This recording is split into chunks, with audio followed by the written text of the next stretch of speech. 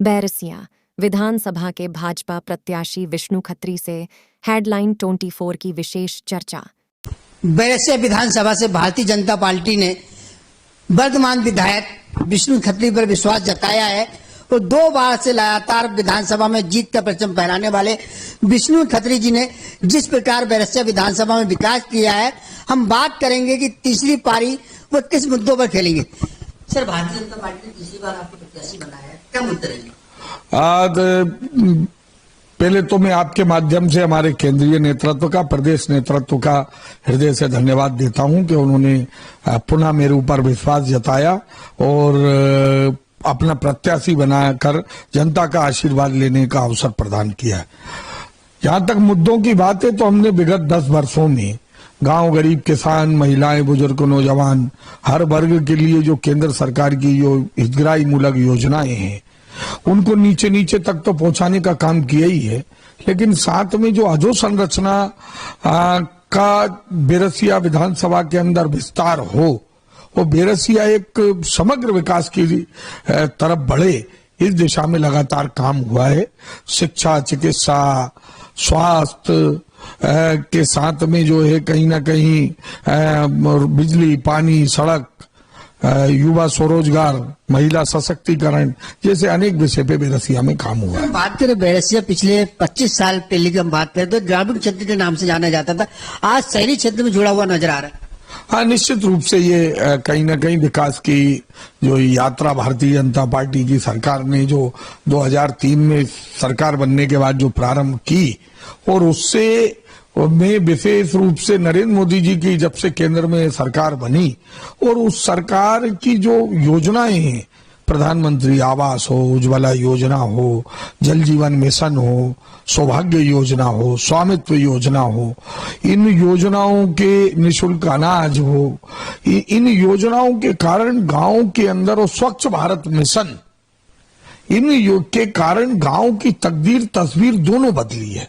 गरीबों के पक्के मकान बने हैं, स्वच्छ भारत मिशन से गांव साफ सुथरे दिखने लगे हैं, लोग खुले में शौच जाने से जो है वो प्रथा खत्म हुई है। ठोस अवशिष्ट प्रबंधन की तरफ हम बढ़ने लगे हैं। अनेक ऐसे काम हुए हैं कि जिससे गांव का और शहरों के बीच में अब कोई अंतर नहीं बच रहा।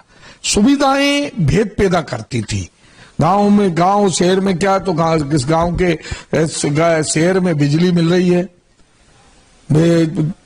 पानी घर की सप्लाई होती थी, स्वच्छता रहती थी, यही तो विषय थे जो गांव और शहर के बीच में भेद पैदा करते थे। नरेंद्र मोदी जी की सरकार ने और शिवराज जी की सरकार ने सबसे बड़ा जो काम किया है वो गांव और शहर के बीच की जो खाई थी वो पाटने का काम। सर, आप विधायक बनने के बाद में आपने सबसे पहले महिलाओं को रोजगार प्रदान किए, कितने रोजगार प्रदान किए? देखिए, सबसे बड़ा काम जो आजीविका मिशन के माध्यम से महिला सशक्तिकरण का हुआ है, उनके सेल्फ हेल्प ग्रुप बने हैं। इन सेल्फ हेल्प ग्रुपों के माध्यम से माताएं बहनें छोटी छोटी बचत करके आत्मनिर्भरता की तरफ बढ़ रही हैं। वो अपने फंड का लोन भी ले रही हैं, साथ में वो जो है अपने स्वयं के स्वरोजगार खड़ा कर रही हैं। कई ऐसी महिलाएं हैं कि जब हम उन लोग के साथ में बैठते हैं, उनकी सक्सेस स्टोरी सुनते हैं तो लगता है कि ये मिशन वास्तव में माताओं बहनों के जीवन में परिवर्तन लाने का काम कर रहा है। फिर हमारे कुछ उद्योग आए हैं हमारे क्षेत्र में, जैसे आचारपुरा में उद्योग आया है गोकुलदास एक्सपोर्ट प्राइवेट लिमिटेड। इसके ये 5000 माताओं बहनों को रोजगार देने वाला है। उसमें 800 तो उनने प्रारंभ भी कर दिया है। 800 के माताएं बहनें रोजगार से लगी हुई हैं। कई छोटी छोटी इकाइयां बैरसिया में आ रही हैं। अभी हमने यहाँ पर गोलखेड़ी पर एक जरी दर्जो जी जो है उसके बटुए बनाने का जो है माताओं बहनों ने काम प्रारंभ किया है। हमारे साथ थे बैरसिया से भारतीय जनता पार्टी के प्रत्याशी और वर्तमान 2 बार के विधायक विष्णु खत्री जी। वास्तव में बैरसिया में जिस प्रकार विकास हुआ है वो हमसे और जनता से छुपा हुआ नहीं है, लेकिन जो कुछ काम बचे हुए हैं मैं तीसरी पारी में उन्हें पूरा करूंगा और बैरसिया में जो ट्रेन की सौगात की जो काम अधूरे है मैं उसे पूर्ण करूंगा।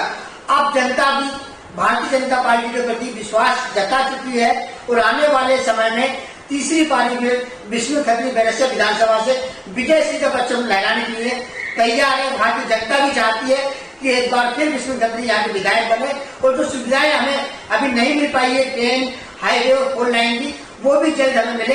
ऐसी कामनाओं सामने जनता स्वयं विष्णु खत्री का प्रचार करने के लिए मैदान में उतर चुकी है।